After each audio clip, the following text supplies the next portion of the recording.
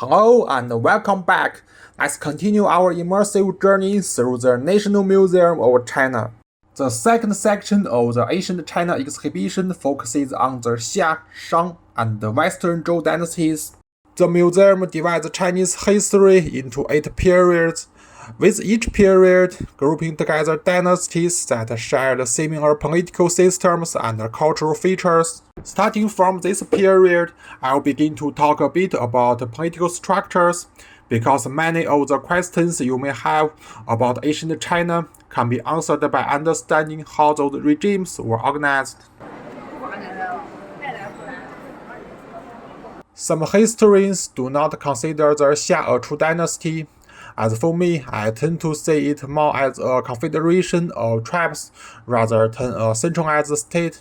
It resembled in some ways the way indigenous people lived in the Americas when Christopher Columbus arrived.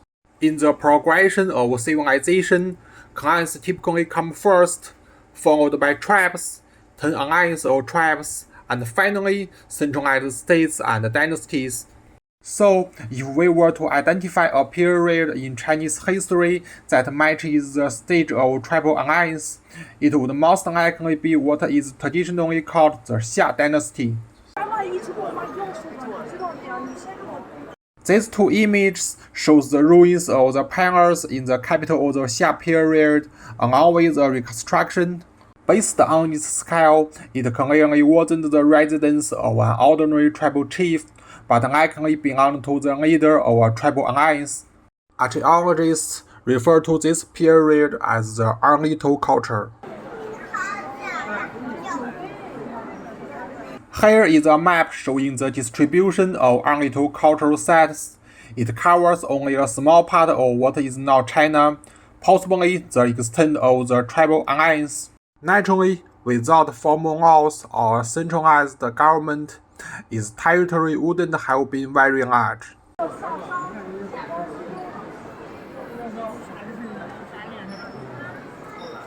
This bronze wine cup is the most iconic artifact from the Untitled culture, although its craftsmanship is still quite primitive. About 400 years later, around 1600 BC, the Xia was defeated by another more powerful tribal alliance known as the Shang, which is widely recognized as China's first dynasty. Although the Xia lasted for only about 400 years, its legacy was profound. For example, as you may know, the majority ethnic group in China, Taiwan, and Singapore today is the Han people, a name that comes from the Han Dynasty, the most powerful and advanced dynasty in Chinese history. But what were the Chinese people called before the Han Dynasty? Their name was Huaxia, which literally means glorious Xia. The term Xia was used to refer to the people of the nation for over 1800 years. Compared to the Xia, the Shang dynasty had a much more developed political system with codified laws, a centralized government, and a capital city. Its territory was also far larger than that of the Untitled culture. This is a reconstructed image of a palace from the ruins of a large Shang dynasty city. The city covered an area of about 6,000 acres and included many workshops and palaces. These 3 bronze vessels, a cup, a bottle, and a pot, date back to the early Shang period, around 1500 BC. Compared to those from the Xia period, they are more refined in appearance and are decorated with intricate patterns. This next image shows the ruins of another Shang city, slightly smaller than the one shown earlier. These 2 vessels, a cauldron and a wine jar, are also decorated with patterns, but they were used only by the upper classes. Ordinary people still use pottery instead of bronze. This image is a palace reconstructed from a city site located over 400 kilometers south of the Shang capital. Although the city was only about 20 acres in size, it shares the same architectural style as the Shang cities and may have belonged to a vassal lord. This jade dagger axe was discovered at that site as well. It may have belonged to that vassal lord, serving as a symbol of command or military authority, whereas common soldiers typically used bronze weapons.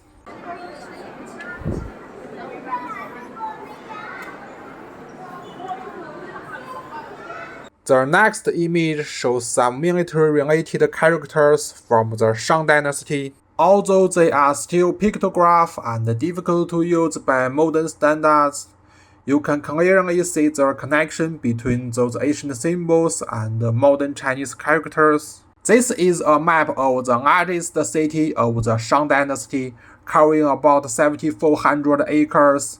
It served as the capital for 273 years. At this site, archaeologists uncovered numerous ancient tombs, temples, palaces, and workshops. Many of the most remarkable Shang Dynasty artifacts displayed in this museum were discovered here. In 2006, the site was inscribed as a World Cultural Heritage, and it is known as the In Ruins. The next three pieces were unearthed from a single tomb, the Tomb of Fuhao, a woman who lived during the Shang Dynasty. She was not only a queen but also a military general who led large-scale military campaigns on behalf of her husband. This is a battle axe with inscriptions on it, likely indicating a military rank. In a way, it functioned like a marshal's baton, symbolizing high command, similar to those used in Nazi Germany. This dagger axe is inlaid with gemstones. It was clearly not made for battle, but served as a ceremonial or symbolic weapon. This jade dagger axe was also symbolic and even more finely crafted than the previous one. Many weapons were found in Fu Hao's tomb, gave us a sense of her military achievements and high status. Many renowned artifacts in this museum, as well as nearly 1,900 pieces in other museums, were excavated from her tomb, which was discovered in 1976. Because the Shang Dynasty had no official historical records, everything we know about Fu Hao and her accomplishments come entirely from the artifacts found in her burial site. Next is a large food container called Ding. Clearly, vessels of this size were not meant for everyday use. First, ancient aristocrats used this during large banquets to serve generous amounts of food, especially meat, for their guests. Second, such vessels were used in ritual ceremonies known as 祭祀, held to honor ancestors or deities. During these rituals, people would fill the vessel with food and offer it to the spirits of their ancestors. After several hours, it was believed that the ancestors had spiritually enjoyed the offerings, and then the participants would eat the food themselves. This image shows a reconstruction of an ancient 祭祀 ceremony.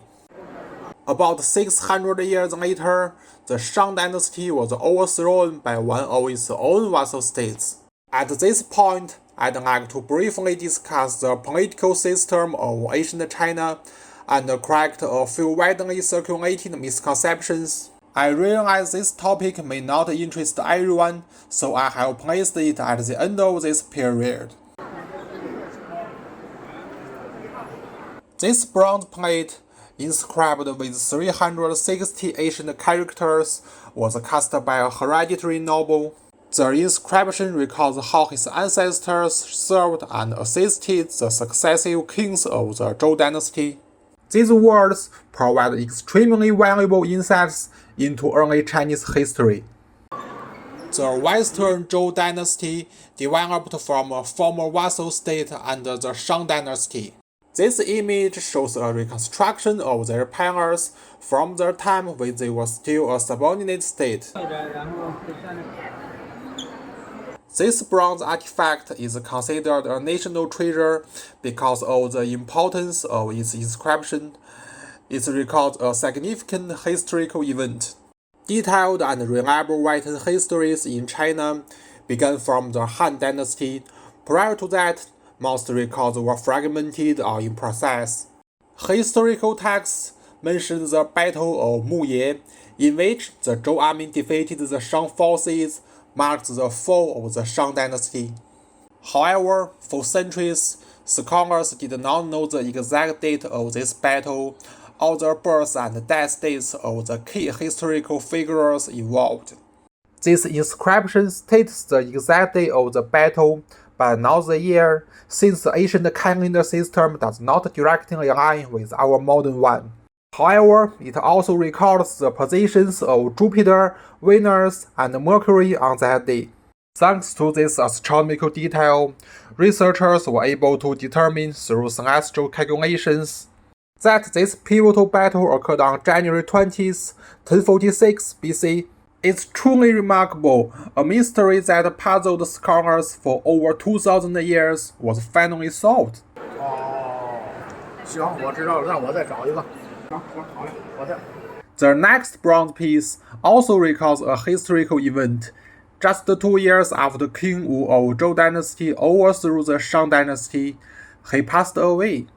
Some aristocrats from the former Shang Dynasty conspired with 3 of his brothers and launched a rebellion.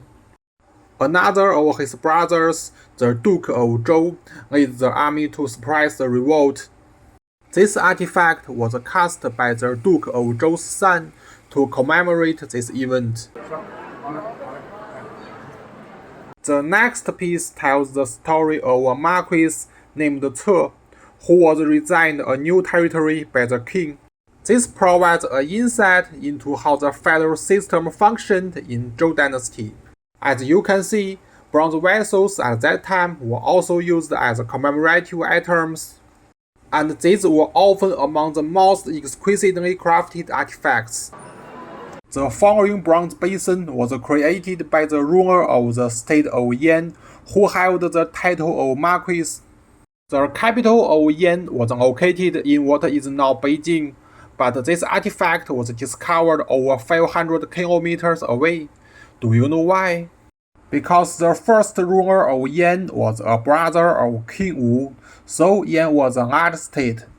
At that time, nobles granted territory by the king was called vassal lords. However, they did not govern every part of their domain directly. Instead, they would assign territory to their own relatives or officials, allowing them to govern those territory just like the king did. This bronze vessel was probably a gift from the Marquis of Yan to one of his ministers who assigned to govern a distant territory. The Marquis inscribed his own name on the vessel to symbolize the close relationship between them. Let's continue. This map shows some of the vassal states of the Zhou Dynasty. Some were ruled by the king's brothers such as Yan, Wu, Wei, Jin. Some were granted to the meritorious ministers like Qi and Sui. In total, there were hundreds of states, and not all of them are recorded in historical texts. Clearly, the Zhou Dynasty was run based on a feudal system.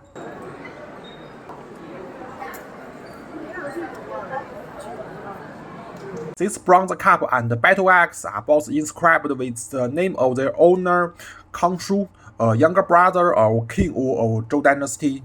He was also the first ruler of the state of Wei.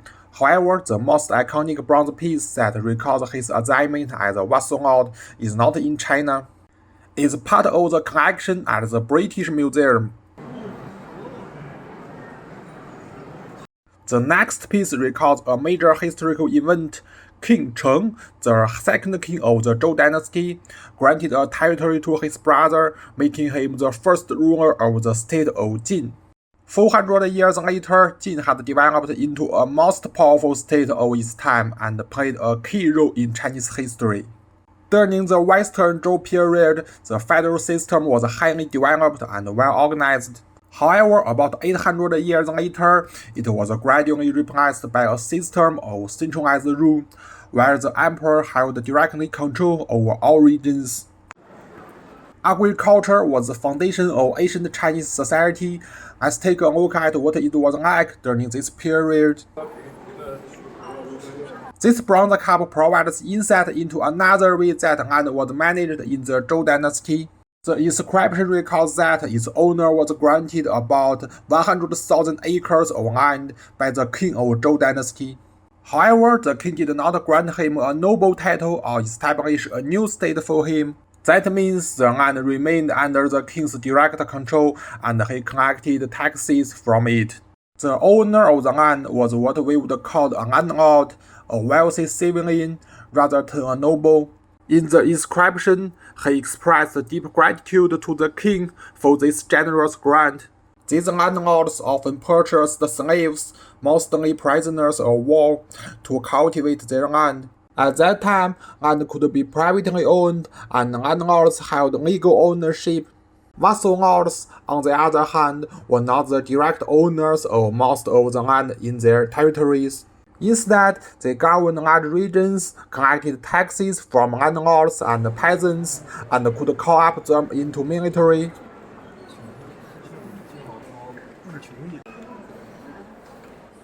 These two images shows ancient Chinese characters related to agriculture during the Shang dynasty.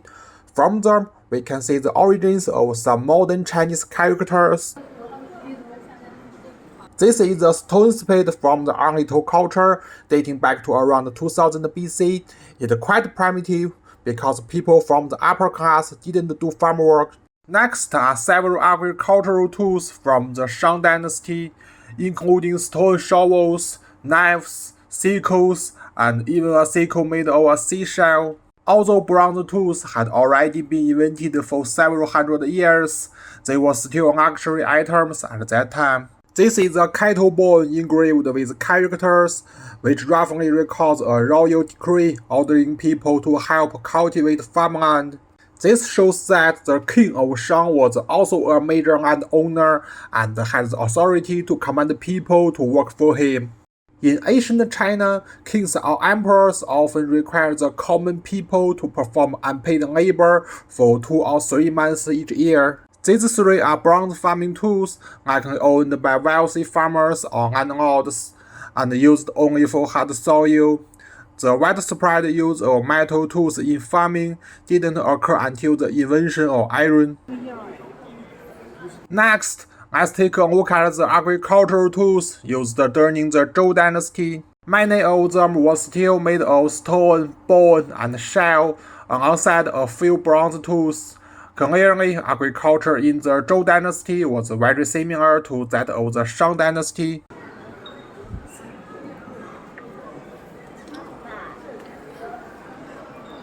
Next is a bronze mirror, also discovered in Full House tomb. One side functions as a mirror while the other is decorated with ornate patterns. A mirror requires an extremely smooth surface, so the casting technique was absolutely critical. This is a bronze tortoise with 4 arrowheads embedded in its shell, along with an inscription. It tells a story. One day, the king of Shang went out hunting and encountered a tortoise. He shot 4 arrows in a row, and all of them hit the mark. To commemorate his superb archery skills, he ordered artisans to make this piece. How narcissistic! This massive container was used for holding wine. Given its size, it was clearly meant for ritual ceremonies. It's shaped like a model of a palace and decorated with an owl and 2 parrots. This artifact gives archaeologists important clues about what palace architecture looked like at the time, also from Full House tomb. This is a wine cup, but it's way too heavy to be used as a real drinking cup. Trying to drinking from it would feel like scooping water with a bucket. So again, it was probably used only in ritual ceremonies, also from Full House tomb again. Move on, this is a wine jar with a lid. Just look at the intricate patterns. Clearly, it required highly advanced craftsmanship to make. 念翻身眼，富好青竹翻练眼是什么？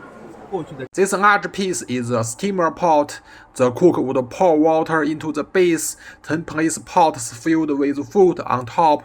As the fire heated the bottom, the steam would cook the food. Its function is similar to a modern integrated stove.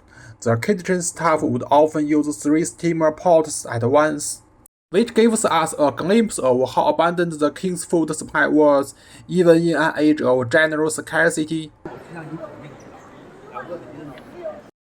This is a wine pot, but it has a handle. Why does it need one? For the convenience of the servant? Of course not. When serving the king or queen, attendants were required to present objects with both hands like this. So the handle must have been designed to avoid burns when warming or boiling the wine. Here we see this familiar shape of wine cup again, and we will see it over and over. Before fine porcelain was developed, this was the most common shape of wine vessel used in banquets. This one also comes from full house tomb. The next item is also a cup, but clearly more portable, perhaps used for daily life rather than formal banquets. And this piece, it was used for mixing wine, adjusting the ratio of alcohol to water, like ancient botany. Next, this large vessel is labeled as a food container, but for that purpose, the Ding type is more commonly used. So I tend to believe this was actually a water tank. At that time, people hadn't yet developed pottery large enough to serve this function, so they had to use bronze instead. This one also comes from full house tomb. This vessel is shaped like an animal, but no such animal exists in reality. It was likely used in ritual ceremonies as a food container, though its capacity is quite small. And this one, a wine container shaped like a wild goose. Its exact function is still unknown, but from the place where it was discovered, it may have been created as a trade good, perhaps exchanged with the tribal allies of ethnic minorities in return for horses. We'll stop here for now and pick up the journey in the next episode.